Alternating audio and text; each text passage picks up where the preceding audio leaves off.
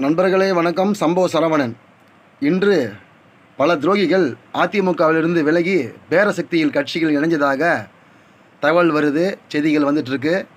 இது போன்ற துரோகிகள் அதிமுகவில் இருந்து போவதை பற்றி அதிமுக தொண்டர்களுக்கு எந்த விதமான கவலையும் வருத்தமும் கிடையாது. ஆனால் அதே சமயத்தில் இது போன்ற ஒரு நயவஞ்சகர்களை கூட வைத்து கொண்டு அதிமுக பொதுச் செயலாளர் அண்ணன் எடப்பாடி பழனிசாமி அவர்கள் எவ்வளவு சிரமப்பட்டு கட்சியை நடத்தி பிரச்சாரங்கள் செய்து இந்த அளவுக்கு இந்த 1,34,00,000 ஓட்டுகளை பெற்றிருப்பார் என்பதை சிந்திச்சு பார்க்கணும். ஏன்னா அதிமுக தனியாக வாங்கின ஓட்டு மட்டுமே இல்லை, 1,05,00,000 ஓட்டு.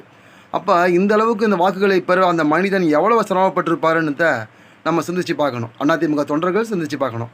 ஏன்னா இது போன்ற துரோகிகளை கூட வச்சுக்கிட்டு தூங்க கூட முடியாது.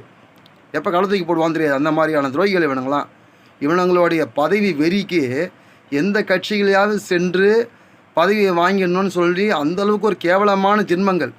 இந்த ஜென்மங்களை வைத்து கொண்டே இந்த தேர்தலை சந்தித்த அண்ணன் எடப்பாடி அவர்களுக்கு உண்மையிலேயே அண்ணன் எடப்பாடி பழனிசாமி அவர்கள் புரட்சித் தலைவரின் வாரிசு என்பதை அதிமுக தொண்டர்கள் மகிழ்ச்சியுடன் சொல்லுவோம். நன்றி, வணக்கம்.